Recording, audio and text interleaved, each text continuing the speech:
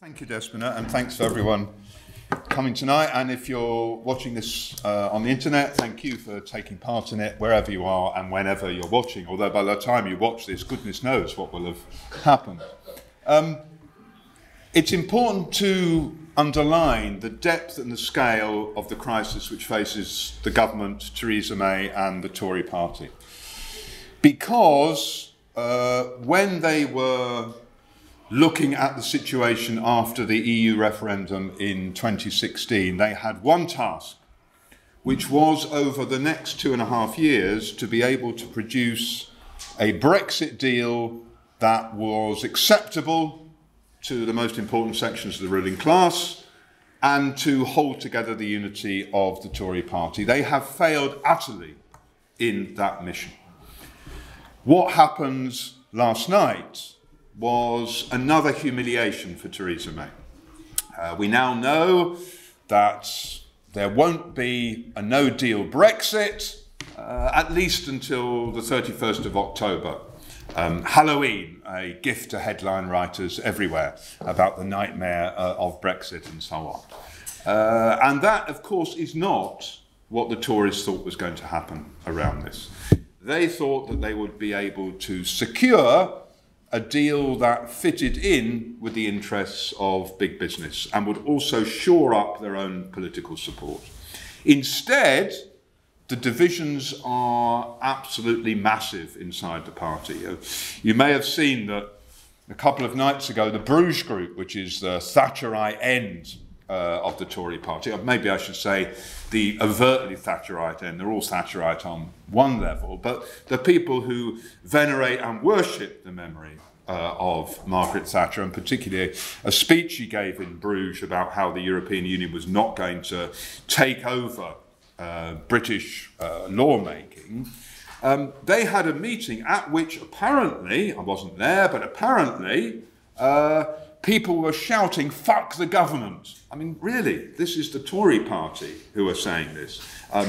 The Guardian's rendition of it was that they were shouting, "Fuck government," but even that seems too anarchisty for them. And whenever May's name was mentioned, people would shout out, "Traitor, she's betrayed us." And I think it's an extraordinary fact that the Tory Prime Minister is treated in this way by members of her own party. And okay, May has secured an extension of the Article 50 divorce date until the end of October, but there is absolutely no plan as to how anything will be different between where we are now and that period at the end of October. We know that May's deal has been defeated 3 times in Parliament, and all of the alternatives have been defeated in Parliament as well.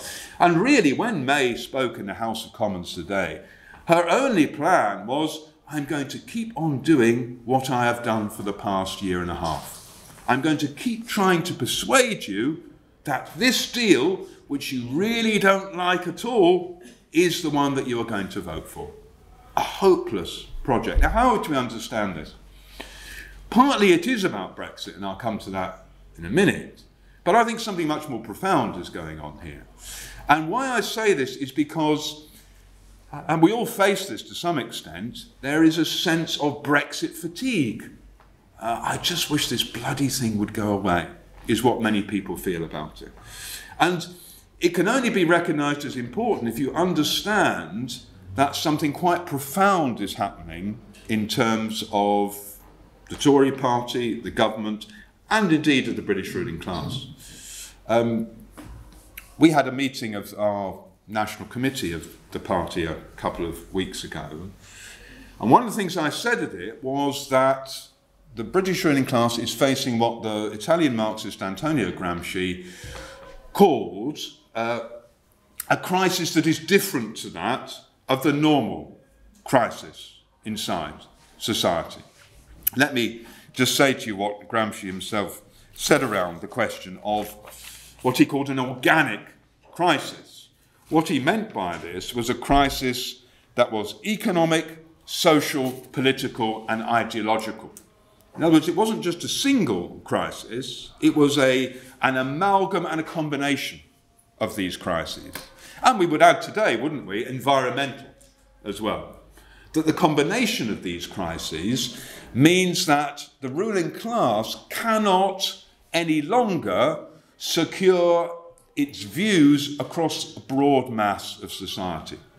And in addition, the party of big business, the Conservative Party, at least partially can no longer deliver in the interests of big business. You may remember back last year when Boris Johnson became the Foreign Secretary, and then, after the Chequers deal was put forward, his response to the criticisms of big business about the Chequers deal was fuck business. There's a lot of this, sorry about this tonight, but that's fuck business. To have a leading figure of the Conservative Party saying that about big business is an extraordinary fact. And although big business is able to influence politics in the way that, for example, it stopped there being a no-deal Brexit, I think they have managed to put enough pressure on that both in Britain and Europe around that question, nonetheless, they can't guarantee the outcome that they want, which is either to overturn the referendum and stop Brexit entirely, or to secure what's regarded as the softest possible Brexit. In other words, a Brexit which is very, very similar to the arrangements that suit them very well in terms of how to make profits in Britain and Europe at the moment. They can't guarantee that that happens. This is the root of the profound crisis. Now, how are we to understand this? I think there are two very important factors. Number one, Brexit, or the question of Europe, has divided the Conservative Party for nearly half a century. And originally, this was based upon a real division inside capital about whether you look to trade with the European countries or to the United States and the Commonwealth. There was a real economic difference between different sections of capital. That's not true anymore. And it ceased to be true really in about the 1970s for reasons that we need not go into.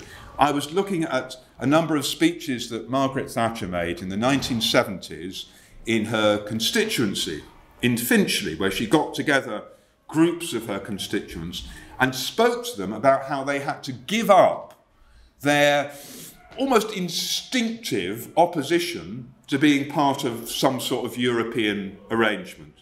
And she said to them, no, you have to realise times have changed. We used to be able to do deals with the Commonwealth.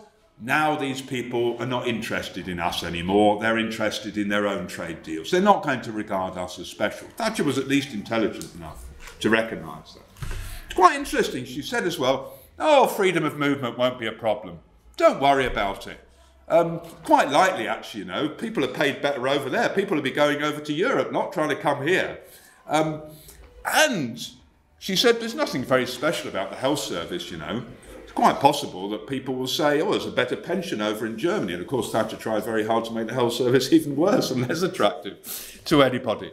But it's interesting how she had this ideological argument with her own supporters to wake up and recognise that the interests of British capital were in some sort of arrangement with the common market as it was, the European community, and eventually the European Union. That it was also possible, she said, that we will be able to impose our own values across a much wider European spectrum. And this was the argument that went on inside the British ruling class. Come on, we need to unify, get into Europe, and that will be the best means for us to make profits. And of course, this is a reality of what the European Union is. Now, let me say something about our own attitude in 2016 and subsequently. We supported a leave vote in 2016. Why?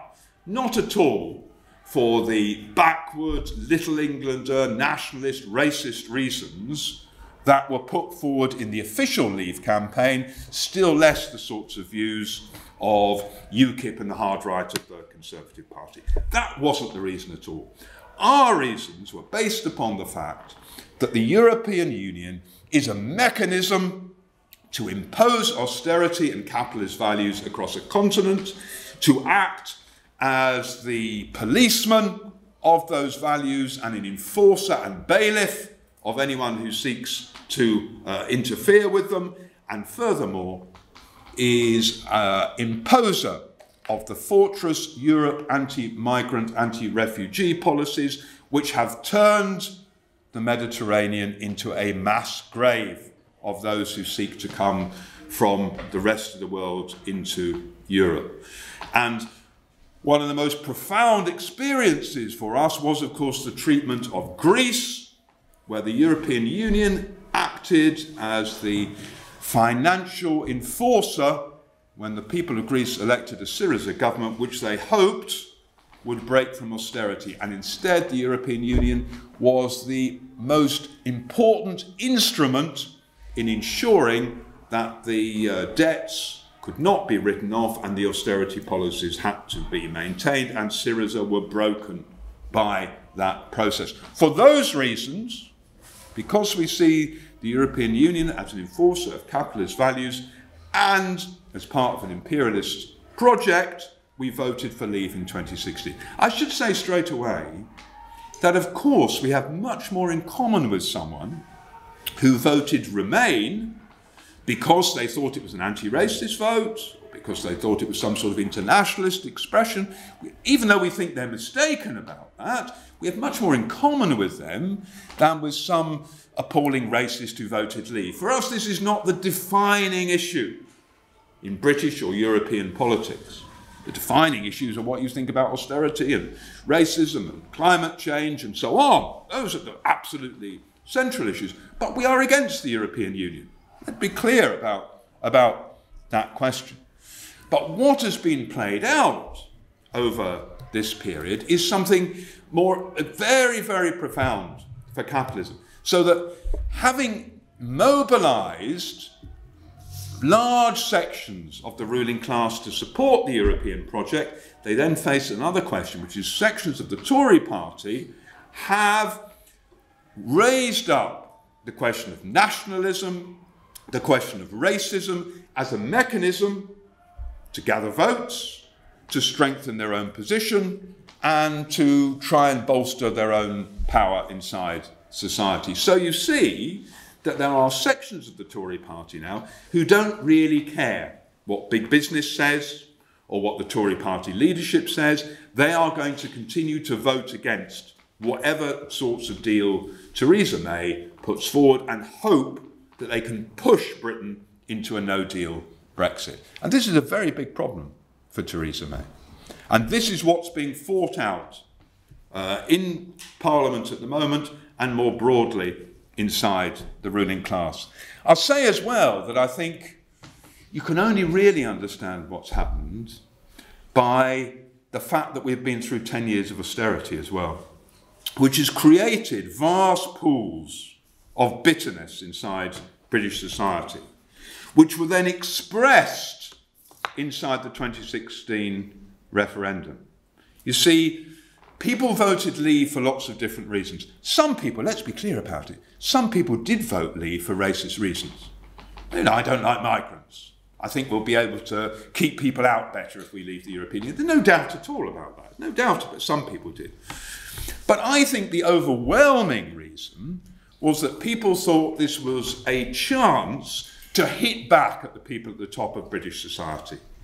The accumulated bitterness over Cameron and the Tories and the unaccountable people that you can't get rid of and don't listen to you, and the feeling that your area had been neglected and your life had been neglected, all of which are correct and positive views about the world, were expressed through large sections of that Leave vote. Which is why we don't think that Leave voters are all racists, or all right-wingers, or all people who are prey to the far right and the racists and the fascists. Although I will say this, one of the effects of the extension of the leaving date for Brexit is that there is now going to be European Parliament elections on the 23rd of May. This is a gift to the far right. It's a gift to UKIP, now led by Gerard Batten, one of whom's advisors is the fascist Tommy Robinson. They will be seeking to say, we represent all these people who've been betrayed. If you're one of the 17.4 million people who have been betrayed, we stand for you. Falsely claiming to do that, but they will attempt to do that. Nigel Farage, the leader of a new party, the Brexit party, will be trying to do exactly the same thing. And they will stalk the land seeking to whip up a racist feeling which then will turn into votes to enable them to become MEPs. I mean, extraordinarily hypocritically in lots of ways. You know, we hate the European Union, that's why we want to go there and get vast salaries from these people, which Farage has often done. But you know, they will undoubtedly do, and let's be clear, this is a worrying prospect. It's a worrying prospect because they will find something of an echo. Now, why they will find an echo is linked to the great vacuum in British politics. The great vacuum. The big missing element is any independent working class voice in this whole debate. There hasn't been, from the Labour Party or from the trade union leaderships, any clear steer of putting forward a working class solution to the crisis over Brexit.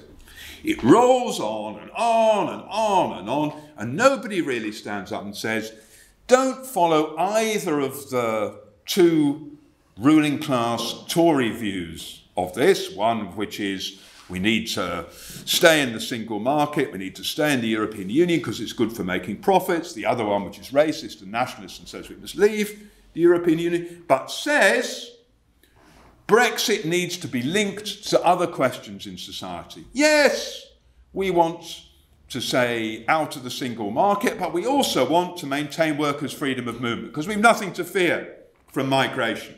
We also want to say Brexit has to be linked to the defence of the National Health Service.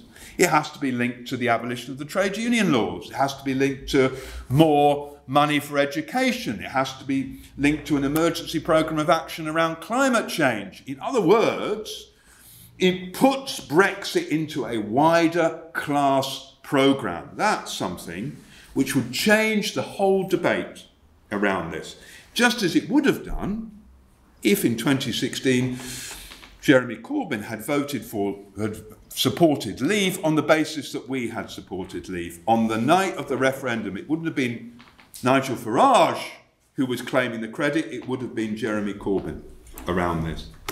And the problem is, if Theresa May has one glimmer of hope, it is that she will be able to do a deal with the Labour Party and get it through Parliament on that basis. I think actually it's unlikely. I think it's probably unlikely.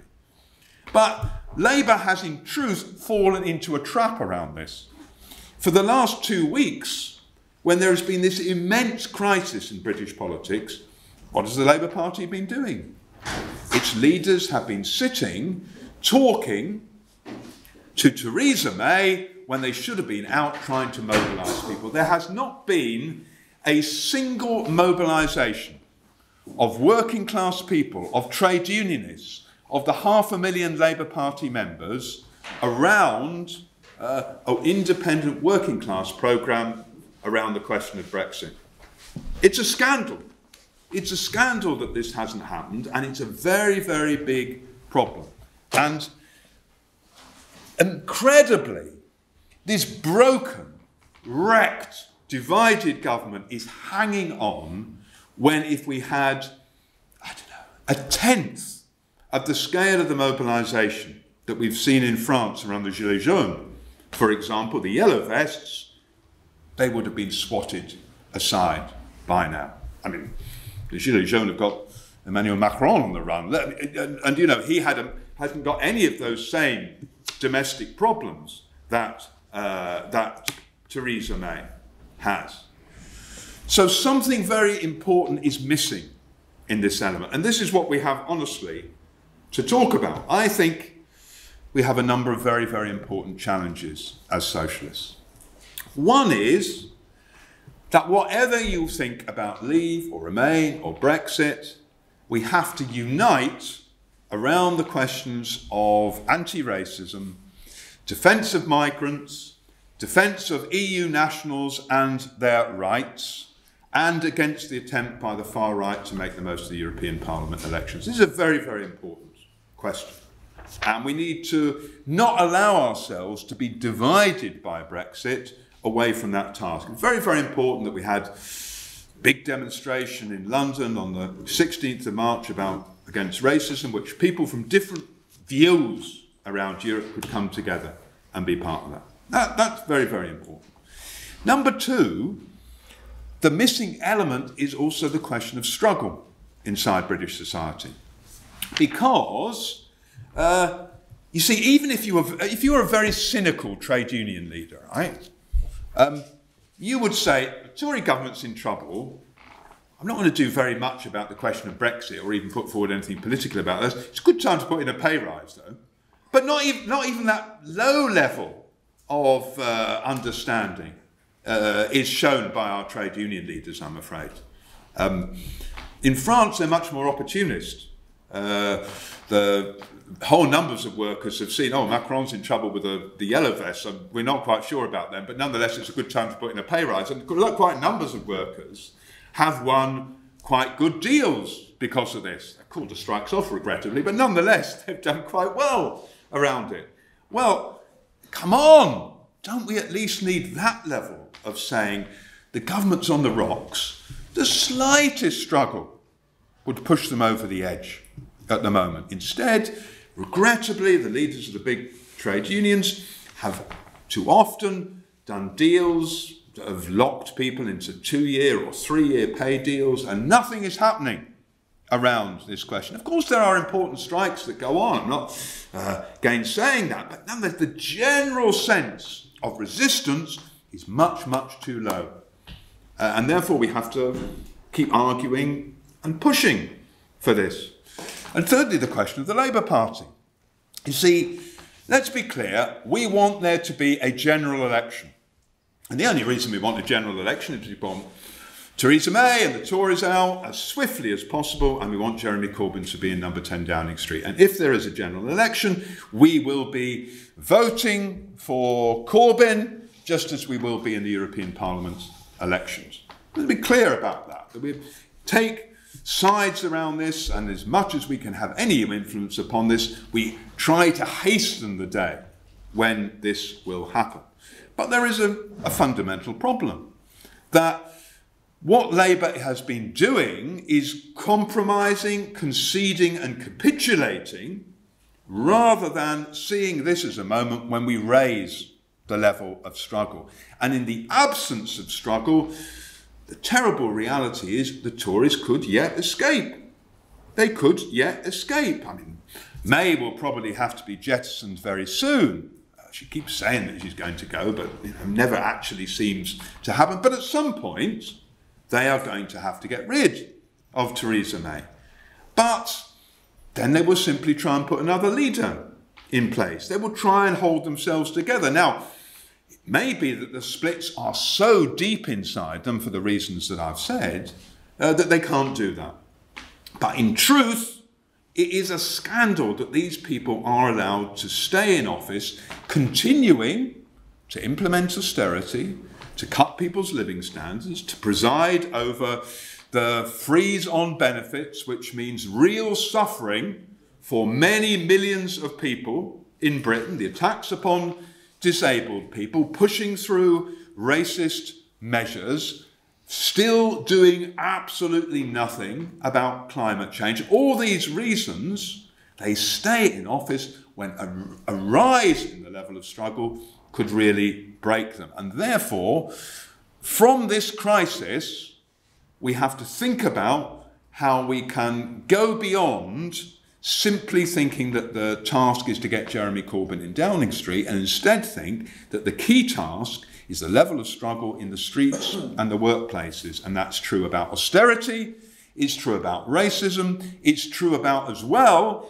how we can find a solution to the crisis over Brexit, which produces not a deal which is acceptable to big business, not a deal which unifies the Conservative Party, but is part of strengthening the organisation and confidence of working class people to fight stronger in their own interests. Thank you.